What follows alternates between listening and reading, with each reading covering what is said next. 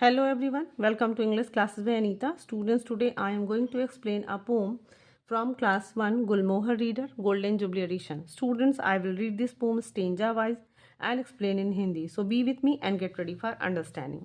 Sea song means होता है समुद्र का गाना. Before you read यानी कि पढ़ने से पहले लुक एट दिस पिक्चर यानी कि इस तस्वीर को जो आपकी बुक में दिया गया है उसे देखो. What are some of the things that the children can may find in the sand. अब what are the some things जो बच्चे उस बालू के पास यानी कि समुद्र के किनारे अगर हम बालू के पास जाएं तो वहाँ पे अब जैसे यहाँ पे बच्चे हैं, समुद्र के किनारे हैं, वहाँ पे बालू है, तो उन्हें इन बच्चों को वहाँ पे क्या मिल सकता है. Circle the correct words in the box. और जो आपको सही वर्ड्स लिखे जो बॉक्स में रखा हुआ है या बॉक्स में दिया गया है आप उन्हें सर्कल करोगे कि वहाँ पे सैंड के पास मिल सकता है. तो जैसे शी शेल है, फिश है, पेबल्स है, प्लांट्स है, सैंड कैस्टल है.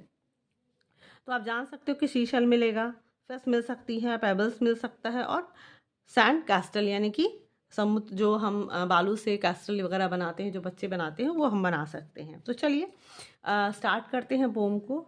आई found a shell, a curly one lying on the sand. I picked it up and took it home cold inside my hand.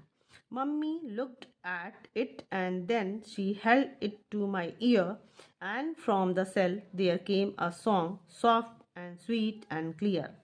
I was surprised. I listened hard, but it was really true. I wish you had find a nice big shell and hear it singing too. तो students आप यहाँ पे देख सकते हो कि जो rhyming है वो आपका क्या वन से कोई भी वर्ड राइम नहीं कर रहा है, लेकिन सैंड से हम देख सकते हैं कि क्या हो रहा है. सैंड से हैंड राइम कर रहा है, ईयर से क्लियर राइम कर रहा है और ट्रू से टू कर रहा है. तो आप देख सकते हो राइम का मतलब होता है कि कोई भी वर्ड जो उसका रिदम यानी कि लय से मिलता हो. Sand, hand, ear, clear, true, too. अगर हम राइमिंग स्कीम की बात करें तो A B C B, A B C B, लेकिन ए बी सी बी, लेकिन आप बहुत छोटे हो तो राइमिंग स्कीम मुझे लगता है कि आपके लिए ठीक नहीं है.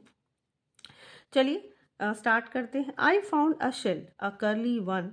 आई फाउंड अ सेल यानी कि मुझे एक शेल यानी कि आप उसको आप शंख कह सकते हो या सीप कह सकते हो. यहाँ पे शंख की बात की जा रही है कि जो पोएट है उसे एक शंख मिला, या बच्ची को देखें तो इस बच्ची को एक शंख मिलती है. अ कर्ली वन जो कि घूमी मतलब कि गोल उसका जो कर्ल है यानी कि वो मुड़ा उड़ा है, गोल है, घुमावदार है. लाइंग ऑन द सैंड यानी कि जो बालू पर पड़ा हुआ था. लाइंग मतलब पड़ा हुआ, सैंड मतलब बालू, यानी कि बालू पर पड़ा हुआ मुझे एक सेल मिला यानी कि एक शंख मिला जो घुमावदार था. आई पिक्ड इट अप मैंने उसे उठाया, and took it at home और उसे घर लेकर आई.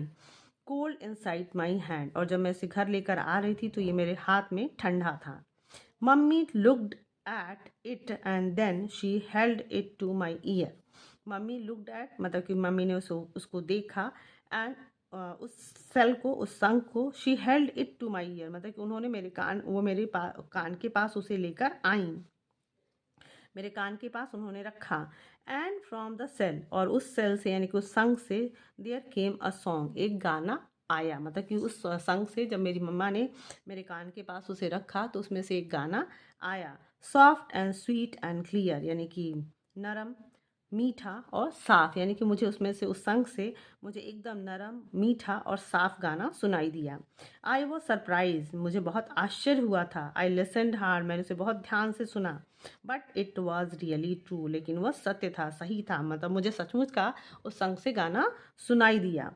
आई wish you had find a nice big shell मतलब कि मेरी इच्छा है कि आप भी जब सैंड के पास जाओ, समुद्र के पास जाओ, तो तुम्हें एक बड़ी सी सेल ऐसे ही मिले, बड़ी सी शंख तुम्हें भी मिले.